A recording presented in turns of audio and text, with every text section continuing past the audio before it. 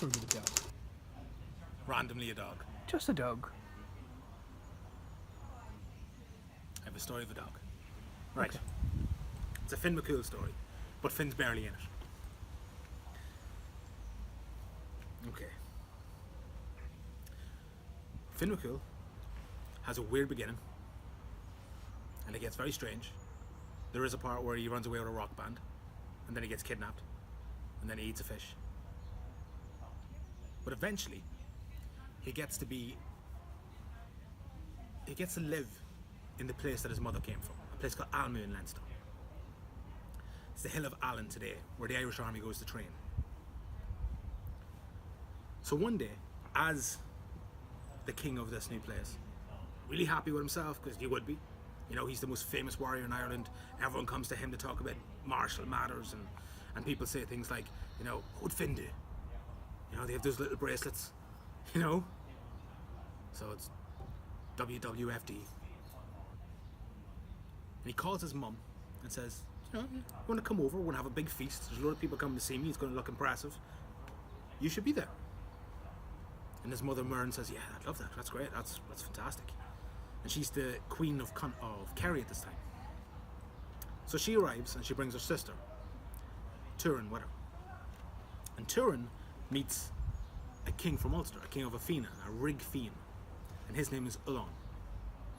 So he's the king of the warriors of County Down. And they headed off straight away, which is a bit awkward, because at the same time, Finn's stepfather's down, the god Lugh. And Lugh kind of has a thing for Turin, but he never says anything about it because they're sort of related, they're like cousins. It's a bit weird. Even then it was a wee bit weird. So he says nothing, but he's kind of watching this as Ullán and Turin are getting closer and closer together until the day comes where Turin goes to her nephew Finn and says, you know, wouldn't mind a bit of that. You know, they build them well up north. And on the same day, Ullán comes to Finn and says, she's nice. What would I have to do to marry her? And Finn says, well, you're in luck, she wants you to, so it's grand. But here's the thing. I don't know you. This is the first time I've ever met you. And yet, fair enough, you're the king of some warriors up the north, and I respect that. But I don't know who you are. So, you can marry my aunt on one condition.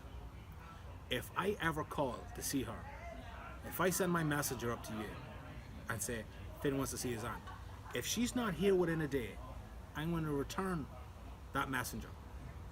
And when you see that messenger again, that's your warning to run, because I'm going to take your head. You don't mess with my family, you don't mess with my aunt. Ullán takes this to heart because everyone knows Finn is not someone you mess with. So he says, I agree. So Finn asks the most important person there, because he's not the most important there, remember? Lugh is, the god Lugh. So he asks Lugh to marry them, which is heartbreaking because Lugh loves Turin. So Lugh marries them, they head off up north, and Lugh makes a little poem, because Irish people used to love making little poems about things, and he says how the light has gone out of the sky, because he's heartbroken. Turin goes north with Ullán, Myrn goes home, Finn does his Fianna thing, and it's grand for about a year. And then things get bad. They get bad because there's another woman in the story. Her name is Uchtdal, and Uchtdal is one of the She. So she's somewhere between a fairy and a god. And Uchtdal is a little bit peeved with the whole situation because her and Ullán were having an affair. And she assumed Ullán would marry her and move to the She, because she outranks Ullán. He's just a human. But Ullán wanted to stay king, so he married a human, Turin. So one day there's a knock on the door at the fortress in Ulster. The servant opens it, and it's none other than Finn's messenger woman. And she's well known. She's pretty famous. She's like lightning fast. She's super agile. Everyone always goes on about her ability to leap around. They call her like a storm. She's like the black storm, right? Because when you see her, if you've been a good boy, it's great. It's Finn saying, hey, well done. If you've been a bad boy, it's her to take your head, and she will.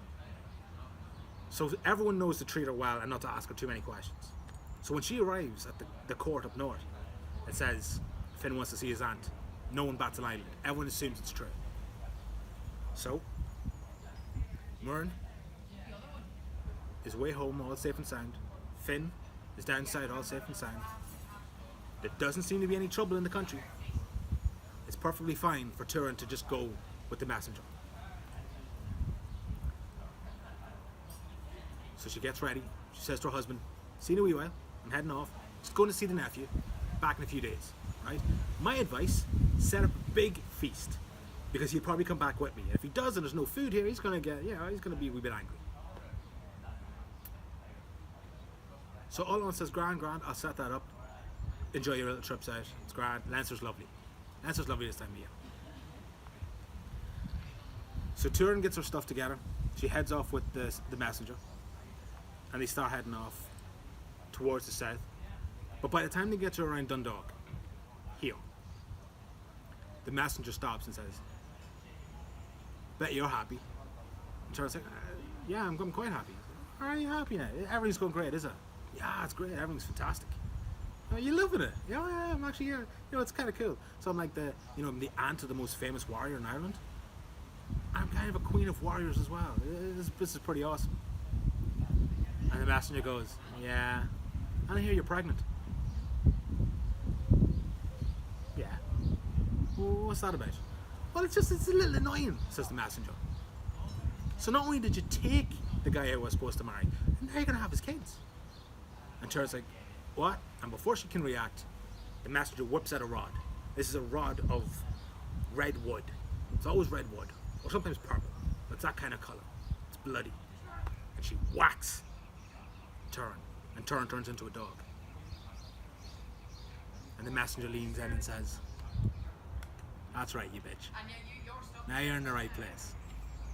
Puts a leash on her and says, "We're going to take a wee trip. So you can say goodbye to all that. Because from this day forward, you're in all fours." And she starts walking her west. And as they travel, the messenger's like,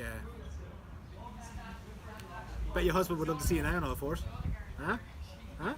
Might not be impressed with the pointy ears and the tail though. Or that wet nose. Don't think that's a good thing. That's not good luck for you. But don't think of it this way. You don't need any dresses anymore. You don't need to look good anymore. Just try and not get fleas. But you're gonna love it. I'm taking you to a fantastic place. I'm taking you to Galway. Galway is lovely. And in the summer, it's fantastic." There is one thing to bear in mind. The king of Galway is a guy called Fergus. And Fergus, he has issues. He's an angry kind of guy. He hates dogs. Please. The king in Galway, Fergus Finla,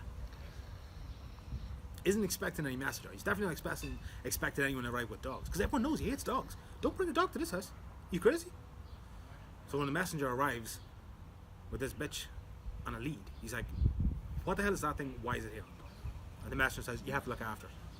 And Fergus is like, "No, I don't. Are you crazy? What are you doing here? Get out." And the messenger says, "Do you not know who I am?" He says, "Some crazy woman with a dog." And the messenger says, "Yeah, I'm Finn's messenger. You know me, right?" He's like, "Yeah, I've heard of it. That's Finn's dog. That's awesome. Yeah, you have to look after it for Finn." "Great. Oh, I can't. I'm so pleased. Thank you." And the messenger turns around, hops off, goes back to her. She's happy. Everyone else's life is ruined. Makes her feel a wee bit better. And Fergus looks after the dog. Except, eventually Finn says, "Where's my aunt? I haven't seen her in an age." So he sends his real messenger up north to get the aunt. Messenger arrives. Bum, bum, bum. Servants look at her weird. "Yeah, come on in." Olon says, "We have the feast already. This is going to be fun." Like, fun for who? Where is Turin? She went with you. Hey, don't be acting the bollocks. Where's Turin? She's gone. You arrived days and days ago. You took her. Actually, I've been waiting like a week for this party. What's the story? Where's Finn? Finn will be here. Don't you worry. Because his aunt isn't with him. And you know what that means. And the messenger turns around. She heads off back south. And Olon starts panicking. Ah, Christ. It must be a joke. It can't be real. She's down there. It's Finn testing me, see how I react. I go and get my Fina together. We're all there with our spears and our shields. We're going to have a big fight. Fantastic. Bloody as hell. But we're all going to get killed. And Finn will know that I'm a traitor, son of a bitch. So I can't do that. So he gets his gear ready and he heads south on his own. And he arrives in Finn's court and he says to Finn, you know, it was a wonderful test. You know, it was scary, but as you can see, I came alone. You can trust me. And Finn says, that's fantastic. Where's my aunt? She is not here. And so Elon really starts panicking. He says, right, well, as I understand it, she came here to see you. And Finn says, so you don't know where my pregnant aunt is? And Elon says, I'm only kidding, I got her. I got her. Finn says, good. Because if you don't get her within 24 hours, I'm going to take your head off your shoulders. Try and live without a head. So Elon leaves Alma in Leinster, starts heading north, but he doesn't know what to do. He has no idea how he's going to figure this out. Someone vanishes. It's not like he can call the cops. So he thinks about it and he says, Jesus, there is someone he could ask. Because this is one of those situations where you kind of need a little bit of magic to figure something out. He could always ask Uchtdalv, the ex-girlfriend. She's not going to be quite pleased with him because he did marry a mortal. But what's he going to do? He's going to lose his head if he doesn't do something. So Olon heads into Leinster. Avoids the Fianna, avoids the soldiers, avoids everybody. Goes to the She, does whatever it is you do to get into a She. Supposedly there's a door on the side of every hill in Ireland. Good luck finding one. And Uchtdalv comes out. And she's like, what do you want? Can you need help? She says, do you? Is it picking out a wedding dress? Oh, wait a minute, you already did that. You're like, no. My wife's vanished. I'm kind of lacking a wife. She says, well, I'm not marrying you. I said, no. Could you help me find her? Why? Why would I care? Why would I bother? Because Finn McCool's going to take my head off my shoulders if I don't.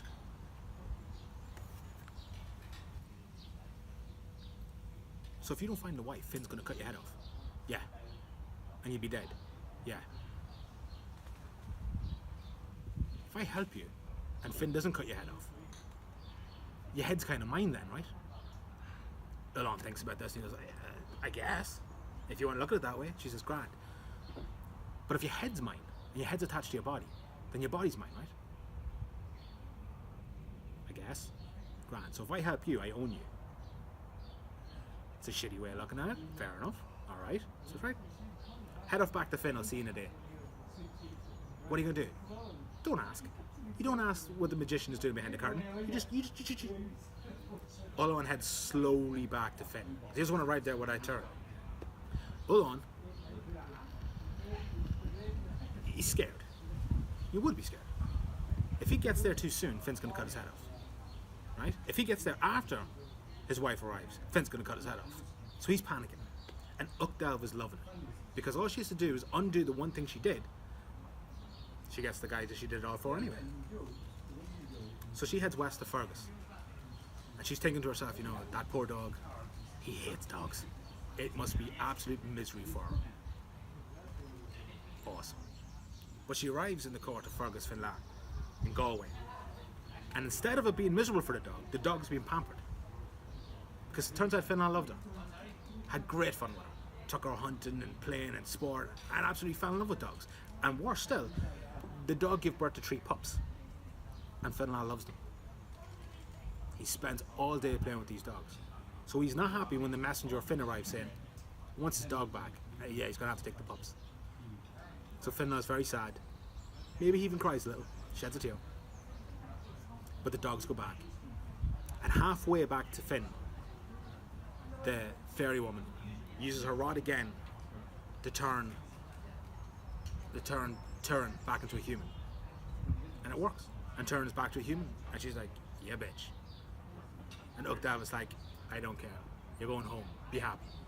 Now, it's a small issue. I can't turn the dogs into humans because they were never humans. And of course, you know, Turns like, you turned me into a dog. And Uchtdalv's like, yeah, but you were always a bitch. So she arrives back to Finn with 3 pups. And then has to explain how those 3 pups are, you know, his cousins.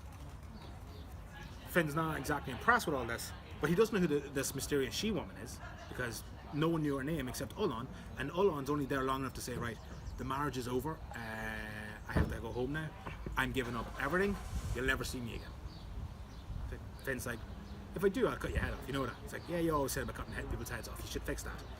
Ullon heads off, he goes to Uchtdalf, Uchtdalf's like, now you live on the ground with me. She wins, sort of. But it leaves Finn with 3 pups. So he names one Bran, he names one Scullon.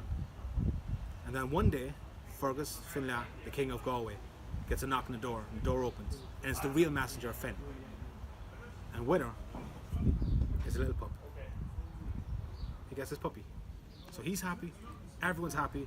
Tyrion's now without a husband, Lou's without a wife, they get married, everyone's happy. It ends lovely. Except, you know, you have now a load of weird stories that come after it about how Finn McCool has 2 dogs that smile and talk, which is creepy as hell. But there you go, story about a dog.